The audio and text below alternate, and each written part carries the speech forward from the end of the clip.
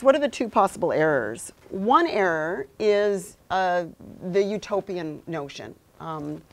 America has changed. We're in a new fundamental era. I think a lot of people had that kind of optimism when Barack Obama was first elected. People who had been very skeptical about American politics were now not skeptical anymore. I know people who were expatriates who were thinking of moving back home. I come from a family that moved from Chicago in the 1960s. So, you know, we were part of all these sense of like, oh my God, I didn't think this could happen. I think that's a problem. I think that kind of a utopian fantasy is not really going to be very helpful, and it leads to the sort of disappointment, which is the second possible error, which is this is same old, same old. There's really no difference. Maybe, you know, maybe there's something slightly different, the color of the skin and so on and so forth, but really what we just have is a new repackaging of the same American empire. And I think that's also a mistake. I think that also makes it very hard to understand what's going on. So a closer look, I think, looks at some of the tensions that have been going on in the relationship of American hegemony or dominance in the global system and with its own population. So let me talk a little bit about what happened in the election. What was the election about? You see there, Hillary Clinton. It seems to me that there were sort of three phases to the election.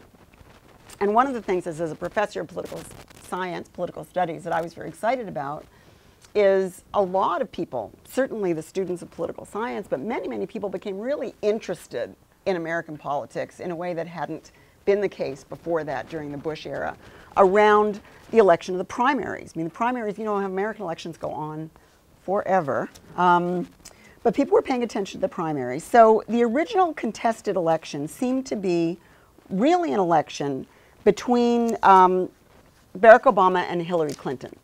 People were paying a lot of attention to that contested battle that lasted from about January to June of 2008. And this was the phase that first brought in and alerted the US population that maybe this was genuinely going to be a contested race. Maybe something was going to be happening in the Democratic Party that involved the basic citizen in a way that they hadn't felt before. And many, many people, I mean, the largest constituency historically in the American electorate has been the section of the population that doesn't vote. So the alerting that maybe it was worth even participating in the primaries or joining one of these parties was a new phenomenon. And this phase went on, you know, for the first period of time until, there's Hillary being very excited, until we got to the second phase, which was the Obama versus McCain contest, roughly between what I'm calling January to September of 2008. Now, this was a tight race. So the second phase of Obama versus McCain also developed a lot of, this was kind of a global election. A lot of people were paying attention because the sense of what was going to happen to American politics if McCain won or if Obama won was quite different. There was a sense that there was a real difference here. Now, when you actually started looking at the content of what the two candidates were contesting, it was actually not that easy to find what was the substance, what was the issue. And so a lot of the focus ended up being on identity. Rather than on content, it was, who are these guys, you know? Is McCain too old? Is, you know, what's the background with being a veteran? What's his relationship to the military-industrial complex? What's his relationship to the Bush machine and the Republican Party? And one of the things that changed that made this a bit more interesting was his suggestion of a vice presidential candidate with the Sarah Palin factor. And so a lot of discussion turned to questions of race and gender and identity around this issue. And we can, if we want in the discussion, we can get into the Sarah Palin factor, but that's sort of a discussion in and of itself and what's going on with American feminism and so on and so forth.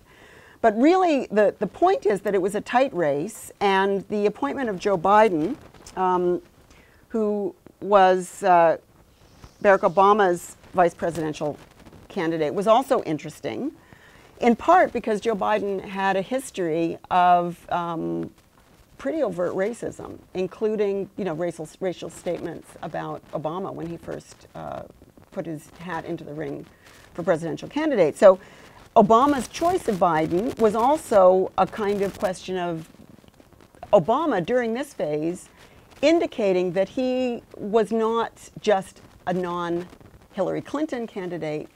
He was someone that America could recognize. And he may have been an African American, he self-identified as a black American, but he was also the kind of American who thought that some white people were just okay, including some racist white people, that he was ready to have that conversation, as he put it, around race in a way that was non-threatening, in a way that was recognizable. And the fact that there were also massive corporate donations for Obama, and that these became clearly visible around this time, this was sort of revealing the right side of the Obama phenomenon at this point. So at this stage, the only substantive issue in the election between the Democrats and the Republican Party came to the fore, and this was the war in Iraq. This was a serious issue of contention. There were ongoing issues around, identity, as I mentioned, and so on, but it really looked like it was going to be a tight race up until Election Day. Now, something changed, and this is where September 2008, and those are just a series of facts about the sharp economic crisis that started to unravel towards the end of the American election campaign. And at this stage, we get into what I'm calling phase 3. Something changed. Now, there are analysts who have looked at the election phenomenon. Some think that the big change was the Sarah Palin factor. There are other ways of looking at this.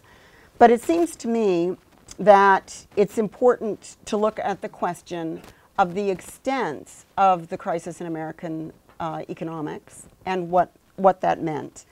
Exit polls indicate that considerable sections of white working class Americans, including white men, voted for Obama.